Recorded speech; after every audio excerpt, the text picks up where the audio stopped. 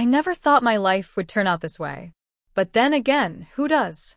You grow up thinking you have some control over your destiny, that the people who are supposed to love you will always have your back. But life has a way of throwing curveballs, and sometimes those curveballs come in the form of people you thought you could trust. My name is Emily. I'm 20 years old, and for as long as I can remember, I've been the one holding things together. My dad died when I was 8. Cancer. It was quick, but not quick enough to spare us the pain of watching him fade away. After he was gone, it was just me and my mom, Sarah. She was my rock, my everything. We were a team, even when the world felt like it was crumbling around us. I remember how she'd tuck me into bed at night, her voice soft but steady, telling me stories about my dad. She'd say, "Emily, you're just like him. Strong, kind, and full of life." Those words kept me going, even on the hardest days. But as much as I loved her, I could see how much she was struggling. She was holding it together for me, but I knew she was falling apart inside. Then, 3 years ago, everything changed. That's when Mark came into the picture. At first, Mark seemed nice. Charming, even. He was a friend of a friend, and he started showing up at our house more and more. He'd bring flowers for my mom, tell her how beautiful she looked, how strong she was for raising me on her own. I remember thinking, maybe this is what she needs. Maybe he'll make her happy again. But it didn't take long for me to see through his act. Mark wasn't the knight in shining armor he pretended to be. He was manipulative, controlling, and worst of all, he knew exactly how to play my mom. He'd compliment her 1 minute, then tear her down the next, making her doubt herself, making her feel like she needed him to survive. And then there was me. Mark didn't like me. Not one bit. I was a reminder of my dad, of the life my mom had before him. He couldn't stand that. So, he started planting seeds of doubt in her mind about me. He'd say things like, "Emily's been so distant lately. Don't you think she's acting out? Or she's getting older, Sarah. She's going to start resenting you for everything you've done for her." At first, my mom would defend me. "Emily's just going through a lot," she'd say. "She's always been responsible. She's not like that." But over time, Mark's words started to sink in. I could see it in her eyes, the way she'd look at me sometimes, like she was trying to figure out if he was right. It wasn't long before Mark's tactics became more obvious. He'd volunteer to pick me up from school, then forget until I'd been waiting for an hour. When I'd finally get home, frustrated and tired, he'd be there with my mom, explaining how I must have mixed up the times. "Emily's been so forgetful lately," he'd say, his voice dripping with fake concern. "Maybe she's stressed. Maybe she needs help." And my mom would look at me with this mixture of worry and disappointment that made my stomach churn. The worst part was watching how he manipulated her. My mom had always been strong, but Mark knew exactly how to target her insecurities. He'd praise her for the smallest things, making her dependent on his approval, then withdraw that praise randomly, leaving her scrambling to figure out what she'd done wrong. "You know I love you, Sarah," he'd say when she questioned him about anything. "But sometimes you're just too sensitive." That's not what I meant at all. Classic gaslighting. I'd seen it enough times to recognize it, but my mom was too deep in his web to see what was happening. Then came Jessica, Mark's daughter from a previous relationship. She moved in with us about a year after Mark and my mom got married. At 17, she was everything I wasn't: loud, demanding, and completely entitled.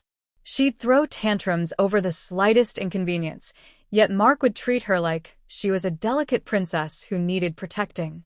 The way Mark turned everyone against me was methodical. He started with my mom, then Jessica, then extended family and neighbors.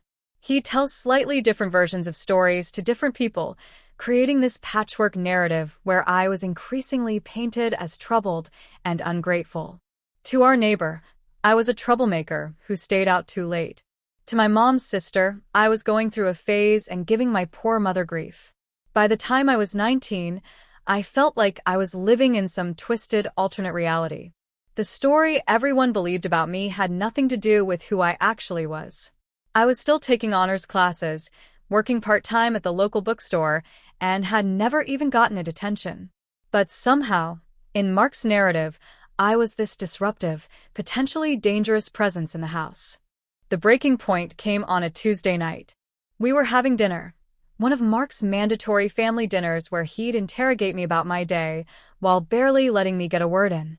The tension was thick enough to cut with a knife. Then Jessica, with this calculated little smirk, dropped her bomb.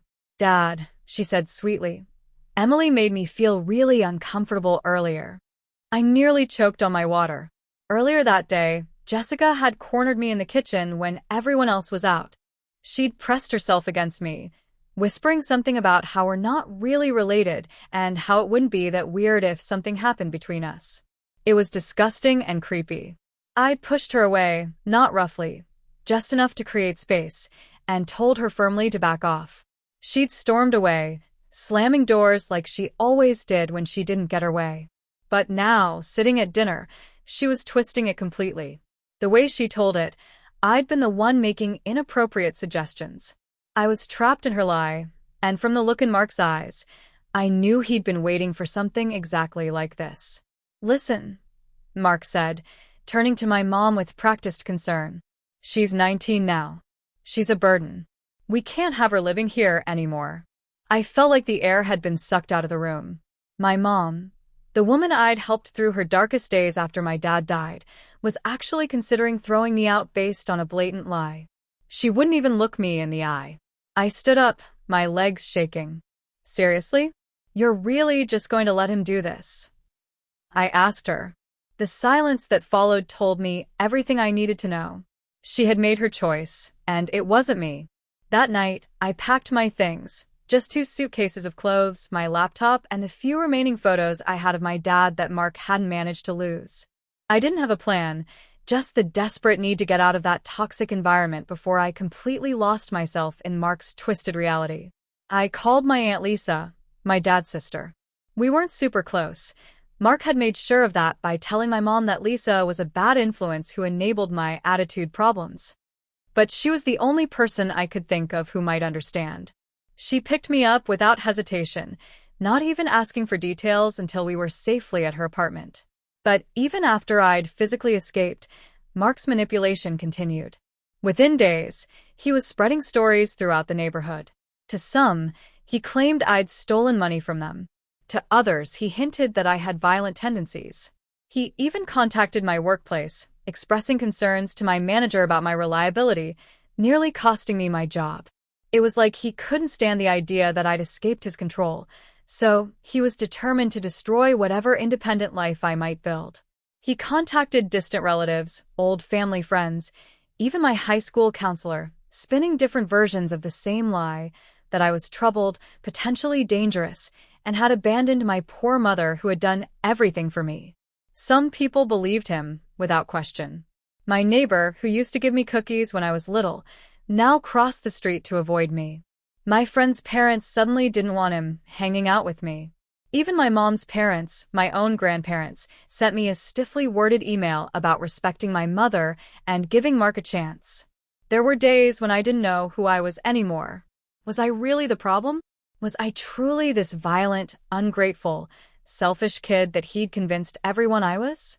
No matter how many times I told myself it wasn't true, his words still found their way inside my head, taking root like some invasive weed that refused to die. Then came the phone call that changed everything. I was at work, shelving books in the fiction section of the bookstore, when my phone vibrated in my pocket. Aunt Lisa rarely called during my shifts, so I knew something was up. I quickly stepped into the back room to answer.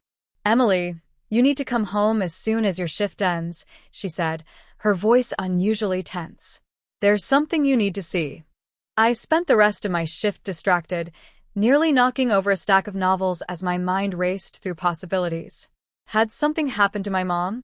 Had Mark escalated his smear campaign against me? By the time I pulled into Aunt Lisa's driveway, my stomach was in knots. She was waiting for me at the kitchen table, an old leather folder spread open in front of her. She looked up when I walked in, and there was something in her expression I couldn't quite read, a mixture of anger, disbelief, and what almost looked like triumph.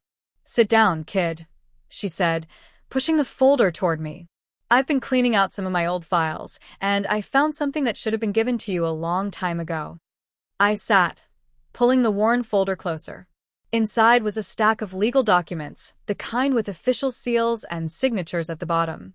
The paper felt heavy in my hands as I started to read, the legal jargon swimming before my eyes until I caught a familiar address.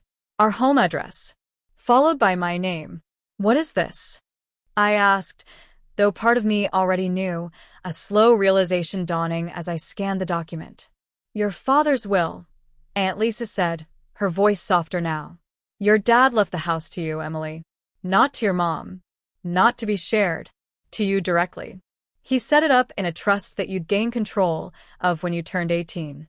I was supposed to be the executor, but after your dad died," she trailed off, running a hand over her face. "Your mom was so broken. I couldn't bring myself to push the issue. Then, as time passed, I assumed she knew that she was holding it for you until you were of age." I stared at the document, my father's signature at the bottom suddenly the only thing in focus. The house that my mom and Mark were living in, it was mine. All this time. Aunt Lisa nodded grimly. "Legally, yes. Since your 18th birthday 6 months ago, that house has belonged to you. Not Mark. Not your mom. You." I felt lightheaded, like I might pass out or throw up or both. I wasn't just some kid being pushed out of their home. I was the rightful owner, being manipulated and forced out of my own property. All those renovations Mark had made, all the ways he'd erased my dad's presence, he'd been doing it to a house that wasn't even his. "Does Mom know?" I finally managed to ask, though I think I already knew the answer. Aunt Lisa's expression darkened. "She has to. Her name is on these documents too. She signed as a witness. And I mentioned it to her once years ago, before Mark came into the picture. She brushed it off, said we'd figure it out when the time came." That night, I couldn't sleep. I kept picturing Mark strutting around my father's house, my house, acting like he owned the place, throwing away my dad's things, cutting down our tree, making my mother believe I was the intruder when all along, he was the one who didn't belong. By morning, a strange calm had replaced my anger. For months, I'd felt powerless, watching Mark systematically dismantle my life. But now I had leverage.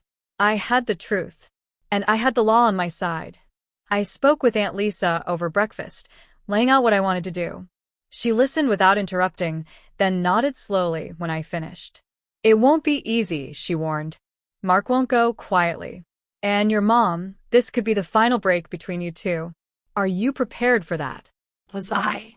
I thought about all the times my mom had stood by silently while Mark belittled me, all the times she'd chosen his version of events over mine, the way she'd hesitated at the dinner table when Jessica lied about me, like she was actually considering whether her own daughter was some kind of predator.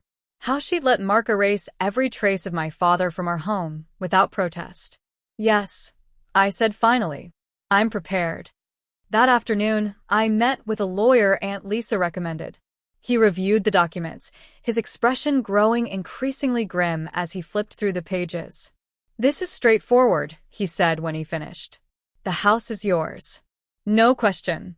Your mother has been living there essentially as a tenant since you turned 18, though I'm sure she didn't see it that way. We can file for eviction immediately. And Mark," he smiled, though there was no humor in it. "Your stepdad has no legal standing whatsoever. He's not on the deed, not on the will, not on anything. Legally speaking, he's a guest who's overstayed his welcome." We spent the next hour going over my options. I could demand immediate eviction, giving them the minimum legal notice required, just 3 days in our state. I could offer a longer timeline as a courtesy. I could even negotiate some kind of rental agreement if I wanted to maintain ownership but allow them to stay. That night, I sent my mom a text.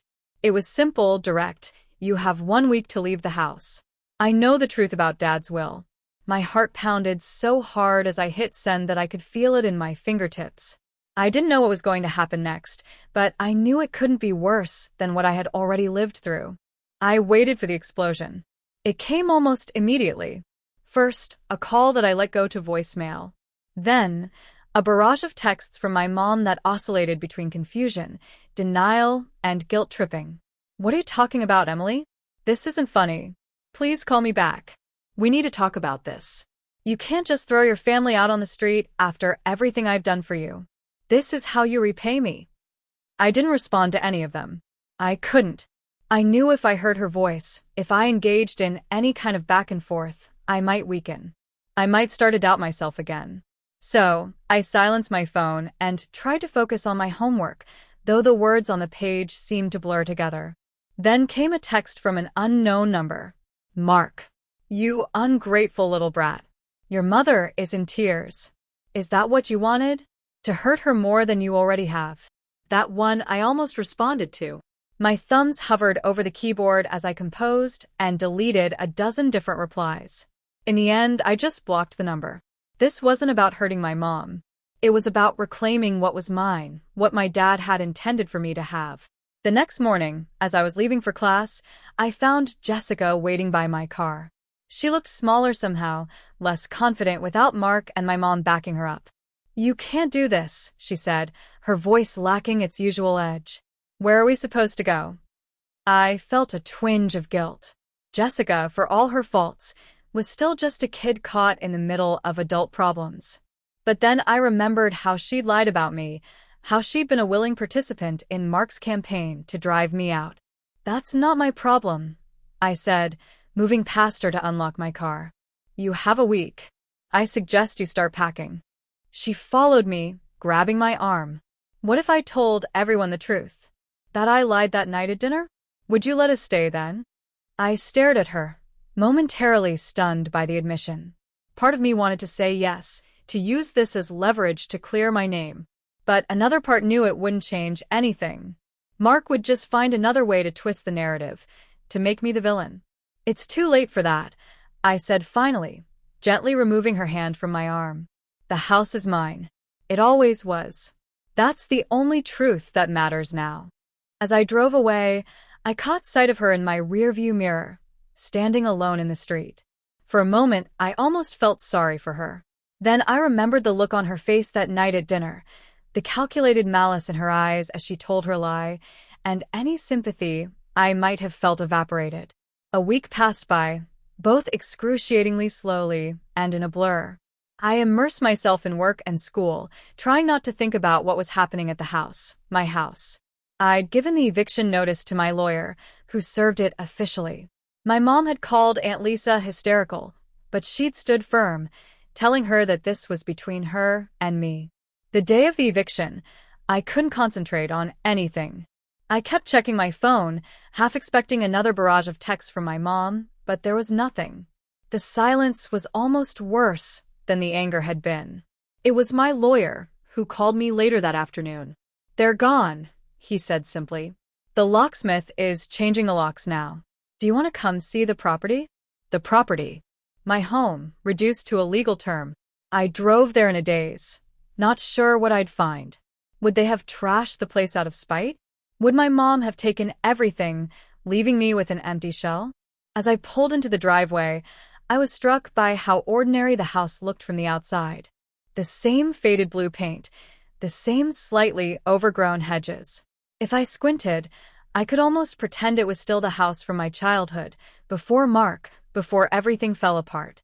My lawyer met me at the front door, handing me a set of keys. All yours, he said.